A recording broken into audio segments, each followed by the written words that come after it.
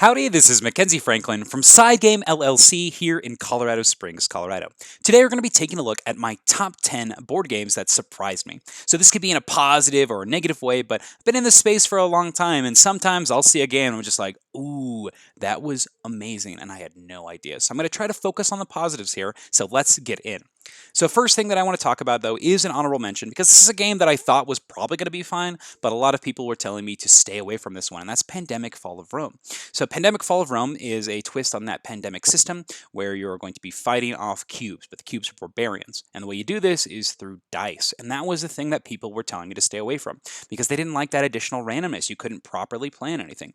And honestly, I think the dice is one of the best parts of this game. I love the way the combat works, where the number of troops determine the number of dice you roll, and the dice can either kill your own troops, kill the enemy troops, or just kill the enemy troops, or even activate a cool special ability. So I really enjoy the dice in this, and I think randomness like this is really appropriate for a cooperative game because that's kind of how the game's fighting back, right? You can plan and strategize as much as you want, but ultimately you do have that factor of luck, and I think that's shown really well in Pandemic Fall of Rome. So my favorite part are the dice in this game, so I really enjoy that. That's Pandemic Fall of Rome. That's my number 11, so my honorable mention. But let's go ahead and jump into the list. So my number 10 is going to be Warp's Edge. Warp's Edge has you playing as a space fighter. You're going to be using a bag building system in order to get all these chips that are unique to your fighter, and you're going to be using those to take down these incoming ships as well as a giant boss. My favorite part of this game has to be the customization and the uniqueness of each setup. So each ship has their own specific chips that you'll start at the beginning of the game. You've got these awesome token racks that come with the game that you can use. And then each boss also has unique ways to play it. And I think that is super cool. So you have a lot of variability and a lot of fun to be had. Now, the reason this game surprised me was the series that it's from. So this is from the Solo Hero series from Renegade Games. And honestly, their first game in the series was not very good. It was called Proving Grounds, another solo game, but it was a real-time dice rolling game that was very monotonous and very boring. You would roll the dice and you would simply tick up on tracks, and it just took a really long time and was not fun. So very pleasantly surprised that Warp's Edge came out of the gate amazing and had such strong gameplay that got me wanting to play over and over again. So super excited. We just got the upgraded bits in for this, so excited to play it even more. So that's my number 10, Warp's Edge. My number 9 is going to be for the game Bullet Heart. So Bullet Heart is a game where you play as heroines that are basically playing the Japanese bullet hell style games. And you're going to be trying to get rid of these bullets that are coming into your area and your sight. And you're trying to clear them using pattern cards. These patterns show different shapes and puzzle configurations that you have to do. And when you clear them, you send them to your opponents. Or if you're playing in the co-op mode, you send them to the boss. Now, my favorite part of this game has to be the patterns and the characters. So each character has its own special ability. We got Ling Ling Zhao here. She has calculating, and she also will have her own unique set of pattern cards. And I think that is so cool because it really adds a lot of flavor to the game, and it's going to make you want to come back and play more. So I love it. In addition, each of these heroines can flip over to become a boss. I think that's so cool. So on the back of Ling Ling, she becomes Ghost in the Machine, and I think that's super awesome. So you have a lot of variability with the different modes. Incredible game. If you haven't played this, give it a try because it has solo, co-op, competitive, amazing. Every mode is great. So I recommend this one to anyone. Incredible puzzle game. One of the best ones I've played in a while. And the reason that I was so surprised by this game was the publisher. So I have played a lot of Level 99 games, Japanime games, things like this that use kind of this style of artwork. Level 99 games are definitely better than most of Japanime games. But I'll be honest, my bias here came in saying, I don't really like the look of this. The artwork is not really drawing me in. I don't know if I'm really into the heroine theme, and I don't really know what bullet hell is. So I had no idea what was actually happening. But I gave it a try nonetheless because the gameplay looked solid, and I'm so happy I did because this is one that I'm going to be following along forever. They're going to be continually putting out expansions and new heroines for this, so incredible. So really don't judge books by their cover. I need to do that, right? Like that's such a no-brainer. So very happy that I tried Bullet Heart, though, and I can't wait to try more. So amazing game. So that's Bullet Heart, my number 9. Now, my number 8 is going to be Time Stories. So Time Stories is an incredible storytelling game. where you take the place of time agents. You're going back in time to fix something in the time stream that happened in order to make sure that the timeline you're in doesn't get ruined. So this could be some catastrophical paradox or something like that. So the gameplay is really cool. They send you back in time via these Kaiosens, and you go back and you inhabit someone in that time period's body. And in their body, you're going to be traveling around and experiencing different places through these panoramas. You'll take the card and you'll read what it says and you share it to the rest of your crew. And as a group, you're going to have to decide where to go next and what kind of things you're going to have to do. The challenge test is cool with all the different dice you're rolling, and the different characters are very flavorful, and I think the puzzles in the game are unique and interesting. And my favorite part of this game has to be I love the panorama scenes. So when you go to a place, only the people at that card get to see it, and then you put it down and you explain what you saw. And I think that really promotes cooperation and trust because you saw it, and that other person will never see that card during the game unless they go to that space too. So is it worth taking that time to do that, or do they just got to trust you? It's really cool how that works. So I really like just the storytelling aspect and the cooperation of the game.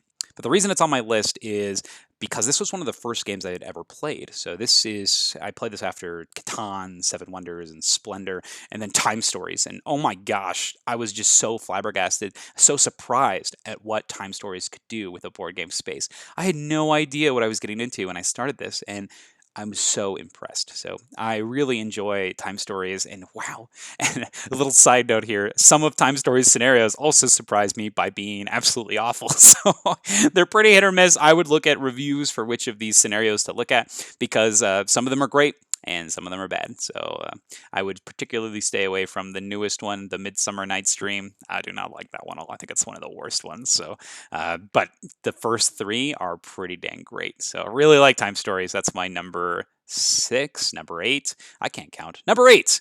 All right, number 7 is going to be Tiny Epic Galaxies. Tiny Epic Galaxies has you playing a space federation. You're going to be sending out your ships in order to conquer planets and use their abilities. So you do this using dice. So these dice have symbols, and those symbols will let you take specific actions. The main action you're going to be doing is visiting planets or surrounding them. And the most important thing is that this game has a follow mechanic where you need the culture resource, and you can spend that to follow other players' actions. So it's very important. If you don't get the culture resource, you're going to have a terrible time. So make sure you get that resource, otherwise it's going to be crap. Now, the other important thing on this game is my favorite part has to be the effects of the different planets. So each planet is unique, and they do something fun when you land on them. Like this one here says you get to gain 2 of the you can spend 2 of your energy in order to jump up 2 on one of your tracks. So these tracks have different resources and that they use to go up on, and when you reach the end, you get to add them to your kingdom. So you've got lots of different choices here with the abilities you're using, or do you start advancing on those tracks? And then when you claim them, they become your planets and only you get that ability. So I think that's really fun. So you have lots of cool stuff here that's very customizable. Now, the reason I tried to stay away from this game was honestly the series of games it's in as well. So this is from the Tiny Epic series, and a lot of those games are pretty hit or miss for me. I always go into them not expecting much, but I do like some. I really like Tiny Epic Galaxies, and I really like Tiny Epic Dinosaurs. I think those 2 are great. But the other ones that I've tried, Mechs and Quest, I've not enjoyed at all. And Kingdoms, I think they've just been mediocre, okay games that I would never choose to pull out. So came into this one thinking the same thing, like, all right, let's try it out. They seem very generated to me, like, hey, I've got to meet this quota. I got to make sure this Kickstarter gets out so that I can, continue the series. And I feel like people just jump on the bandwagon on this one. And I was pleasantly surprised that this one is actually fun. It's got a great solo implementation, and it's fun. I like that you're always engaged. Now, that being said, that caveat does exist that you have to have that resource of culture. And if you don't get it, you are probably not going to have that much fun because everybody else is going to be doing stuff and building their engine and progressing, and you're not. And that could be really frustrating. But that's my number 7. I do like this one, Tiny Epic Galaxies. My number 6 is going to be Coloretto. So this is an incredible filler game where you are simply trying to collect sets. So you score at the end of the game for your 3 largest sets, but every other set is negative points. And the way that you're going to be taking these cards is through piles. So on your turn, all you do is you draw a card and play it into one of the piles, or you take a pile. And that's it. That's very straightforward. So you can take the piles when they're not full, which is part of the game's charm, or you can try to push your luck and try to fill up the piles in order to get things that you want. However, they may fill up with those negative points. So you've got these great choices in this very small space, and I love that about this game. So my favorite part of this game has to be the simple action system. I think it's great. I love that small push your luck, and it's just it's wonderful. So the reason I'm skeptical on this game was it's a filler game. A lot of these filler games are strictly all the same. They're very similar. Nothing really new or brand new. So a lot of them fall into like the bluffing or the bidding style. But this game is very different and very unique. This kind of pioneered that picking piles that Coloretto and the new expansion for Bargain Quest and a lot of games use of assigning things to boats or taking boats. And I think this is the best version of that because it is just that. It's so streamlined that they haven't really done anything else with it. Now, there are bonus cards if you want to add more complexity, but this base game is incredible. I think it does what it does incredibly well. So I love it. I love this game. I think it's an incredible filler. It's up there now with some of my favorite fillers with things like Biblios and For Sale. Like I said, auctioning games, right? But this is very unique in what it does. So it's up there with my favorites now. I love Coloretto. Fantastic game. So that's my number 6. My number 5 is going to be Sorcerer. So Sorcerer has you take the place of, well, sorcerers. And you're going to be coming from a specific school of magic, and a different place, and you're also going to have your character itself. And all three of these things are combined to create your own unique deck. And with this deck of cards, you're going to be playing head-to-head with somebody where you're trying to control these 3 areas. So it's a mechanic that's seen in a lot of games before, and when you get to these places, you're going to be putting minions at those areas, and you're going to be fighting with those minions to try to take control of these sites. Now, once again, it seems like this is something that I've seen before, and that's kind of what I thought when I went to this game. Oh, it's a 2-player spellcasting game where you're trying to control areas. Okay, did not seem that exciting to me. However, super fun, quite surprised. I really enjoyed my time with Sorcerer. So Sorcerer, it's my favorite thing in Sorcerer is actually that combination of building the decks. So I love how simple that is, but also how fun and interesting it is. So when I played, this one of the times I played, I used the Egyptian creatures with the like blood magic with the I forget my character. My guy was all about attachments or poisons or something like that, and so I had this really unique combination of cards that I could use, and my opponent had something also as unique. And then the next game I played something completely different. I was like a druid with this awesome ability to shapeshift and change the moon phases. It was awesome. And once again, I could have mix matched that. I could have been the equipment guy with the druids, with these Egyptian people. Oh, so cool. So you have lots of awesome choices here. And the gameplay is fast and the gameplay is fun. It goes back and forth very quickly. And I love the dice system in here. And I didn't think I would because the dice, you roll them and then the opponents have the abilities to make you re-roll dice. And it seems like it would take a lot of time to stop, but that small decision window and forcing the re-rolls is actually pretty fun, and I really enjoy this one. So I'm very impressed with Sorcerer. I really like this one.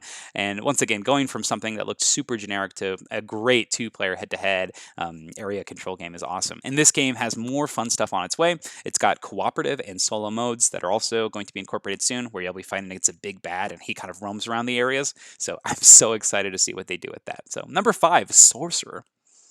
My number 4 is Raise Your Goblets. So Raise Your Goblets is Princess Bride, that scene where he's doing the cup game, right? And Battle of Wits in a board game. You play as a family of nobles, and every 100 years you send out a person to this dinner, and everybody knows that people die at that dinner, and the way they do it is by poisoning the drinks. So you have these little bees that you're going to be putting into the cups, and each of those reds is wine, and you got white as antidote, but black is poison. And you have a target, which is represented by those colored cards, and then you also have to protect yourself. So your goal is to survive and kill your target, but you also have special abilities that can change things.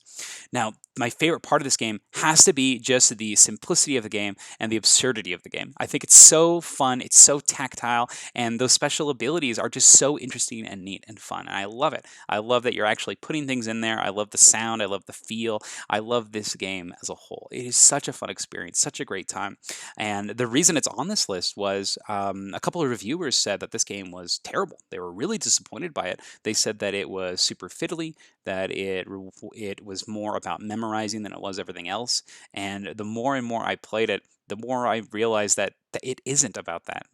The tactile nature of it is the charm, and it's not fiddly. It's so straightforward. It's so easy to drop things. So I was really surprised that people said this one was super fiddly to play. And the memory thing is something that you really can't worry that much about because people are putting in tokens blind. So even if you memorize what they put in, you have no idea what they put in. So you really have to just kind of go with your gut and generalize and feel things. And if you really care about looking, there's an action where you can just look at the cup. So I think it's this game has those criticisms maybe up, and that maybe the group you're playing with, but this game in particular, I think is so wonderful. It captures the theme so well. I think it does a great job. If anybody can find the collector's edition of this with the golden cups, hit me up because that looks incredible. The original printing of this even came with wine that went along with the game. So awesome. But I love this one. It's one that I just can't get enough of. It's a great game. Raise your goblets. Up next is Root. This is my number 3. So number 3, Root, the awesome game of woodland warfare where you take these asymmetric factions, you go into the wood, and you're taking out your enemies while also trying to reach that 30-point thresholds. You can trade in your 30-point victory condition with a new one by dominance cards, but each faction plays completely uniquely but uses this core system extremely well. It also has fantastic solo and cooperative modes here, fighting against the new bots that have just entered the game. And I think the package is wonderful with incredible artwork by Kyle Farron. So one of my favorite artists in board games, incredible. So I think this game is fantastic, but why is it on this list? So I gotta mention my favorite part in this game is probably the artwork itself. I think the artwork is so charming in this game. I love it. That's not to say that the gameplay doesn't back it up as well. I think the unique factions are really cool, and my favorite thing with that gameplay has to be the way that the game is bound around central systems. So they take asymmetric playstyles but put them in a system that works and uses everything. That central deck of cards, the central movement mechanism, the central combat mechanism, it's all the same for everybody, so it's easier to learn. And now, why am I saying it's easier to learn? It's easier to learn than Letter Games' original games, Vast. And my gosh, I despise Vast. I think that game is, oh man, I despise it because it's beautiful. I despise it because it's such a good idea, and I despise it because it failed spectacularly. So when I look at Vast, this is one that I tried to play over and over and over again to try to get it to work, and it would just take way too long. There were way too many rules misconceptions with every player playing their own game, and it would just fall apart and just be unfun because if somebody didn't do their job, the game would completely mess up. And so it felt very scripted. It felt like I was playing a game that just I had to do my assigned task, and there was no room for creativity or freedom or fun. And that's what I felt when playing Vast. And oh my gosh, I was not looking forward to Root, to be honest, because of my extremely negative experience with Vast. And I had played Vast, the mansion, and the mansion said that it was supposed to fix those problems with Vast, and it didn't. I felt the same way playing the Mysterious Manor, but when I tried Root, I was so pleasantly surprised. I was so happy that they went with a different designer and that they went with that centralized system. I thought that was huge because it really made the game shine. Because you had those shared mechanics, but everybody used those mechanics in a different way. It really united the game. It helped with learning. It helped with understanding what other people were doing. And it gave you that shared win condition of, hey, you're just trying to get to this point threshold, but everybody does that a little bit differently, or you're trying to claim those dominance cards, and everybody does those a little bit differently. And I think it's amazing. So Root is one of my favorites with just the design in general. The art is incredible. The gameplay is super fun, and it's rewarding. This is one that the first time you play it, you may be a little terrified about what it is, but you start playing it, it really makes sense. The gameplay layout is so simple with the way the boards work. The rules misconceptions are really not that crazy because those rules are all the same. They're just done differently, and I love it here. So that's my number 3. That's Root. God, I love this game. All right, my number 2 is going to be Age of Empires 3, The Age of Discovery. Now, a lot of you probably might not have seen this game, especially if you're new into this hobby, and I was the same way. But Age of Empires 3 is based off of the video game. This is Glenn Drover, and it's a worker placement game, but it's got a really cool system where you're going to be putting these workers on a bidding board, and not necessarily bidding, but like you're programming. It's future programming. So you put out your worker on this board here, and if you're the first person there, you're going to resolve your action before everybody else does. So right here. So you put it on there, and you're going in turn order, and you'll be placing your stuff there, and after everybody's placed all their workers, you resolve all the actions.